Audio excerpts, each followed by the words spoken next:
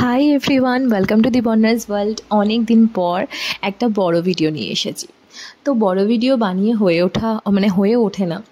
তো আজকে চলে এসেছি আমাদের ফারাক্কার বাড়িতে। ফারাক্কার বাড়িতে আসলে আমার বাড়ির সবথেকে বেস্ট পার্ট লাগে আমাদের এই ছাদটা, কারণ এটা চারিদিকে পুরো সবুজে ঘেরা। তাই আর সেদিন হচ্ছিল বৃষ্টি, চারিদিকে ছিল মেঘলা ওয়েদার। তাই এক কাপ চা নিয়ে চলে এলাম ছাদে কিছুক্ষণ সময় নিজের একার সাথে কাটাবো বলে। কিছুক্ষণ সময় একার সাথে কাটানোটাও না খুব জরুরি, আর এরকম সবুজের মাঝখানে মনটা শান্ত হয়ে যায়। তো এই কিছুক্ষণ সময় নিজের সাথে কাটানোর পর চলে এলাম নিচে এসে দেখি যে আজকে বাবা মানে আমার শ্বশুর মশাই চিংড়ি মাছ এনেছে, অনেক রকম ভ্যারাইটির এনেছে। তো দেখে মনে পড়লো আজকে কাঁঠাল চিংড়ি করা যাক। তো তার জন্য শাশুড়ি মা কেটে বেছে সব কিছু রেডি করে দিল, আমি শুধু রান্নাটা করলাম। কিছু কিছু প্রিয় খাবার রান্না করতেও বেশ ভালো লাগে। তো যাই হোক, বেসিক যেগুলো মশলা, জিরে বাটা, আদা বাটা, রসুন বাটা করে নিলাম।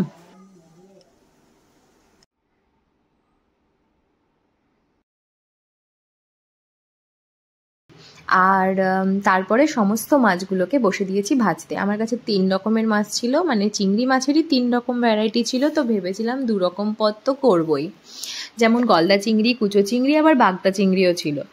তো এই দেখো চিংড়ি মাছগুলো ভেজে নিয়েছি, দিয়ে দিয়েছি গরম মশলা, তেজপাতা, শুকনো লঙ্কা, জিরে।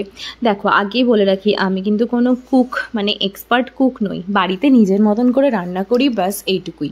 তো তারপরে পেঁয়াজটাও দিয়ে দিয়েছি ভাজা করার জন্য। তারপর পেঁয়াজটা ভাজা ভাজা হয়ে গেলে যা মশলাগুলো আগে করে রেখেছিলাম সেটা দিয়ে দিলাম, লবণ, হলুদ সবটা দিয়ে দিলাম। আর এই মশলাতেই কিন্তু আসল তরকারির স্বাদ, তাই না? মশলাটা যত ভালো করে কষানো যায় তত ভালোই স্বাদ আসে। আর তারপরে দিয়ে দিলাম, ভুলে গেছিলাম গরম মশলা দিতে, তো সেটাও আবার দিয়ে দিলাম। কারণ আমার আবার একটা মানে ভীষণ ব্যাড হ্যাবিট, আমি ভীষণ পরিমাণে সব কিছু ভুলে যাই, মানে রান্নার মাঝখানেও গন্ডগোল হয়ে যায়। তো যাই হোক, তারপরে দিয়ে দিলাম টমেটো সবটা তরকারিতেই আমার বেশ পছন্দ, মানে বেশ ভালো লাগে, একটা টকটক ভাব আসে। তো যাই হোক, এই তো তরকারি ভালো করে কষিয়ে নিয়েছি। আমি আগেই যেহেতু কাঁঠাল আর আলুটা ভেজে রেখেছিলাম, তো মশলার সাথে মিশিয়ে নিলাম।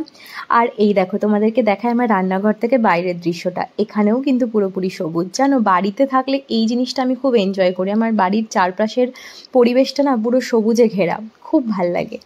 তো যাই হোক, এই তরকারি আমার প্রায় রেডি। আমি চিংড়ি মাছগুলোও দিয়ে দিয়েছি, দিয়ে মিশিয়েও নিয়েছি।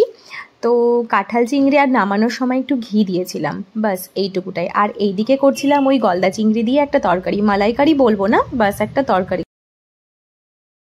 তো যাই হোক, কাঁঠাল চিংড়িটা কিন্তু বেশ হয়েছিল। আর সকালবেলার দিকে যতই বৃষ্টি হোক না কেন, বিকেলে কিন্তু বেশ একটা রোদ ঝলমলে দিন হয়ে গেছিলো সূর্য ডোবার আগে। আর বিকেলের দিকে চলে গেলাম আবার একটু বাগানে ফুলের গাছেগুলোতে জল দেওয়ার জন্য। এভাবেই আমার দিনটা কেটে গেল। তো চলো টাটা বাই, ভালো লাগলে একটা লাইক করে দিও, চ্যানেলটাকে সাবস্ক্রাইব করে দিও। আসছি, দেখা হচ্ছে নেক্সট।